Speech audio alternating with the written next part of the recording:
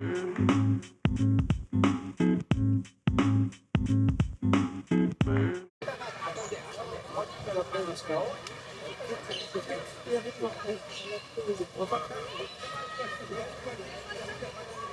n'est pas loin de là où habitait Daniel au moment où il est parti. Je sais plus le nom, c'est Esplanade René Lebas. Ouais. Et on va faire un petit concert et une petite prise de parole pour un hommage pour inaugurer la plaque qui sera mise au 1 rue Charles Delescluze en son honneur. C'est bien que dans les rues, il y a aussi des chanteurs, des musiciens un peu différents, moins mainstream. Comme ça que tu te rappelles, on avait fait la plaque pour Elno. Là, on fait la plaque pour Daniel. La prochaine fois, on aura une plaque pour François Hadji Lazaro. Qu'il y a un peu de rock'n'roll dans l'espace parisien. Mon Daniel, il avait le courage de descendre dans la gouffre et revenir vous raconter l'histoire. Sauf qu'à son élan, il n'a pas pensé que rock'n'roll, c'est pas mourir, c'est survivre. Il était mon partenaire en crime.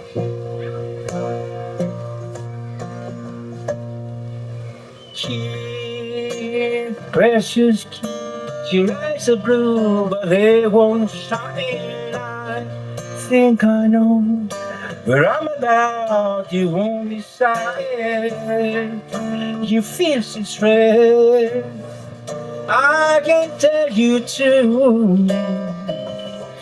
You broke your head. Cover your head.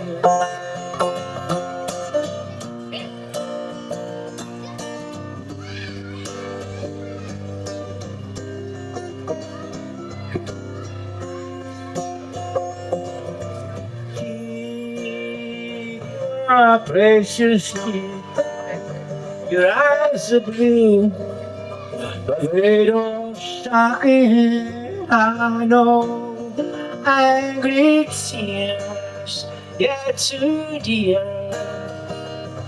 but you can let them go.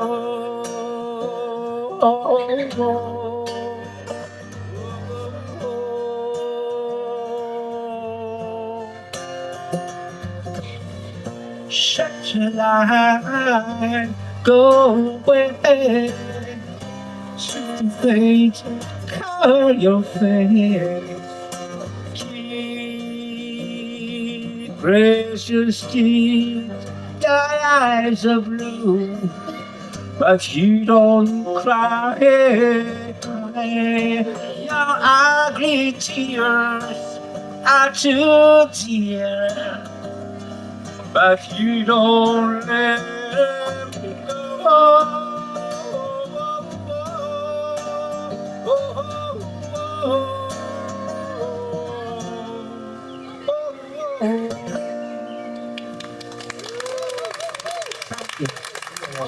On se trouve dans les rues de Paris comme ça à l'époque, tout le monde traînait à Pigalle, le 10e, on se voyait, et puis un jour, j'ai pris une cassette de pop français chez moi en vacances. J'écoutais Taxi Girl, j'adorais.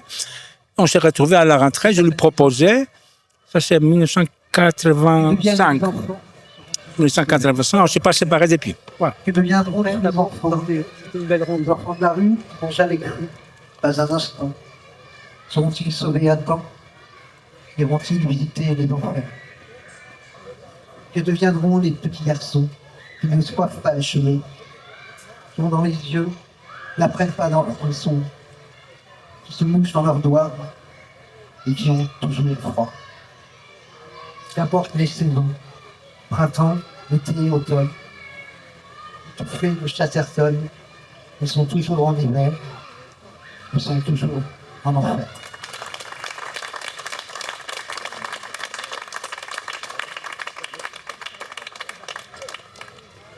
Évidemment, je suis très ému d'être là, ici, parce que j'habitais au 1 de la rue Charles Delescluze et Daniel habitait au 3.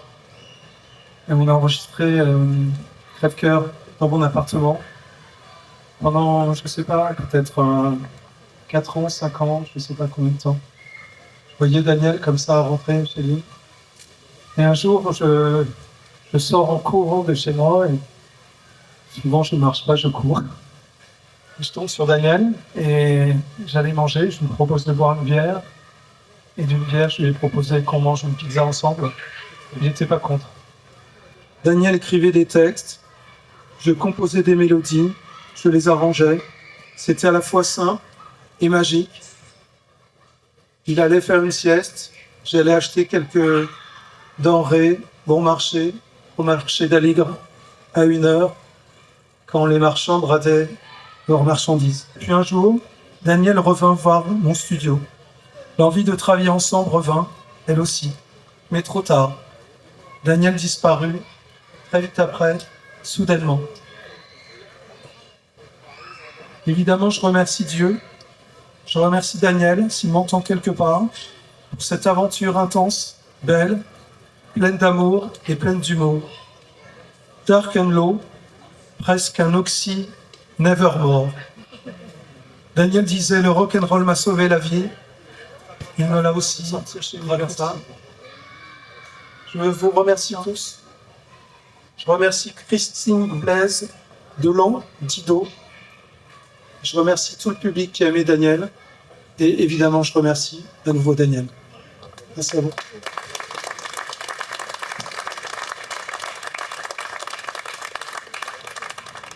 Daniel Darc, d'une certaine manière, représentait une forme de contre-culture des années 70, celle qui refusait les contraintes qu'impose notre société, celle qui, du moins dans cette contre-culture, a puisé dans ses racines la musique, bien sûr, mais aussi la littérature, avec au premier chef la Beat Generation. Petit, il s'est enthousiasmé d'abord pour le karaté, les arts martiaux en général, à l'intermédiaire des films qu'il découvre dans un ancien cinéma du 9e arrondissement, à la façade majestueuse de Hollywood Boulevard. Ce cinéma n'était pas si loin de la rue Cauchois, située dans le 18e, et du 3 pièces dans lequel il habitait avec ses parents. Et son père Abraham était fan de jazz. C'est par son intermédiaire que ses premiers contacts avec la musique se font. À 10 ans, il découvre le rock. Il démarre alors une boulimie de musique qui ne s'arrêtera plus. Son lycée, il le fait essentiellement à Balzac, cet établissement, du moins à l'époque qui avait une petite réputation. On retrouve régulièrement ses élèves, en effet, en tête des manifestations, et Daniel ne faisait pas exception. Il traîne avec des autonomes, mais sans doute était-il plus inspiré par leur extrémisme et leur radicalité que par leur vision politique, je ne sais pas. En tout cas, ce qui l'intéressait avant tout, c'était la provocation. À cette époque, c'est aussi à cette époque qu'il a rejoint le groupe Taxi Girl, et déjà, la drogue y prenait une certaine importance. Très vite viendront les premiers concerts, notamment au Rose Bourbon, dont Taxi Girl deviendra le groupe local. Ils se produiront également dans cet arrondissement de 11e, au Bataclan, en décembre 1978, en première partie de Père Ubu, le groupe américain. Et à travers lui, de son œuvre, continueront de vivre. Et ça nous fait du bien. Merci, bravo l'artiste.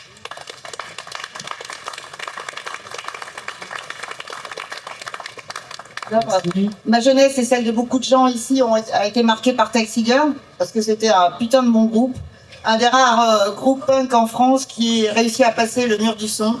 Nos Stranglers à nous. Ils ont connu le succès avec Chercher les garçons, un succès vécu parfois comme une trahison par un certain public d'initiés, mais un succès éphémère, puis la chute, la traversée du désert, un désert semé d'albums cultes, sous influence divine bien sûr, et surtout ce bijou Kenny Ginski qu'il avait fait avec George Benson, Seria, Delpel, qui s'appelait à l'époque les World Things. Et puis La Rédemption avec Crève-Cœur, réalisé avec Frédéric Lowe, et que je remercie d'être là et qui jouera à la fin quelques morceaux. Suivront Amour suprême, La taille de mon âme avec Laurent Marabert, et puis Le silence, Trop tôt, c'est toujours trop tôt. Daniel, c'est une voix singulière, un timbre unique, un artiste fulgurant, insaisissable, un poète de la nuit, un parolier sublime. Il était sincère, à fleur de peau. Ses mots parlaient d'absolu, d'amitié, de chute, de foi, de beauté. Ils ont marqué une génération et continuent à le faire encore aujourd'hui. Daniel est devenu une figure mythique. Il y a eu tous ses livres, beaucoup de livres, les films de Marc Dufaux, Piece of My Life, et ce disque hommage en 2023 avec des gens avec qui il avait beaucoup collaboré, Étienne Dao, Peter Doherty, Benjamin Biolay, Lynn Desroses. Tous disent ce qu'il représentait, ce qu'il nous laisse. Mais au-delà de la musique, je me souviens, je me rappelle, de son sourire désarmant, de ses yeux noirs, souvent malicieux, parfois perdus. Il était beau. Il avait cette façon unique de parler à voix basse, presque à l'oreille, comme s'il ne voulait que vous et personne d'autre puisse l'entendre.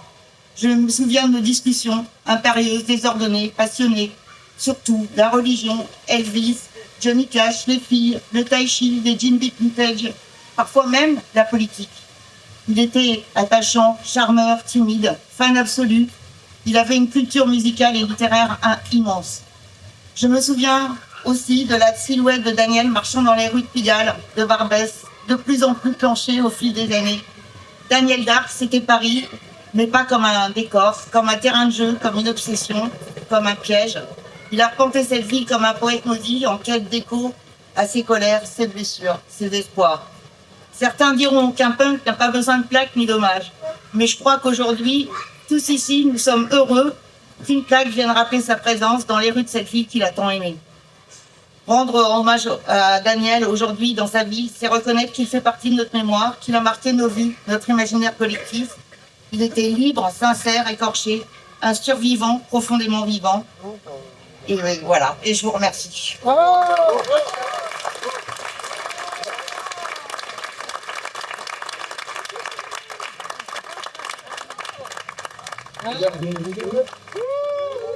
Alors un peu de lecture.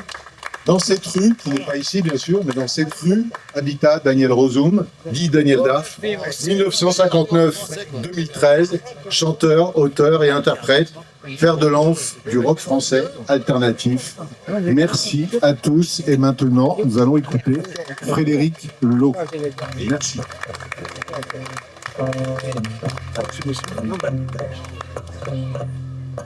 La pluie qui tombe effraie un peu.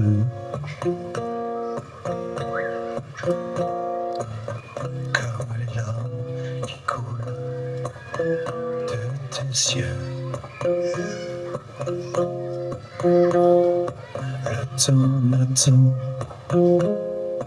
pas tu le sais. Seuls les regrets semblent parfaits.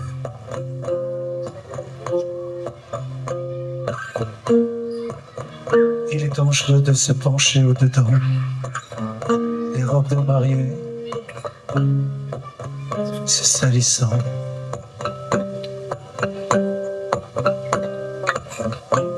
Les regrets, ça va droit au cœur. Et ça y reste jusqu'à ce qu'on meure.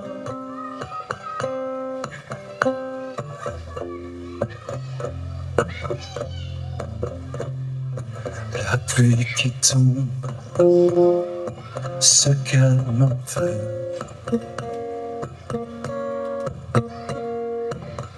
La nuit approche et je m'en veux. Les regrets, ça va droit au cœur. Et ça y reste jusqu'à ce qu'on meure. Quand on est mort, que reste-t-il? Quelques bouquets de roses inutiles. Les regrets, ça va droit au cœur. Et ça y reste jusqu'à ce qu'on meure. Quand on est mort, que reste-t-il? Quelques bouquets de roses inutiles, bien trop fragiles.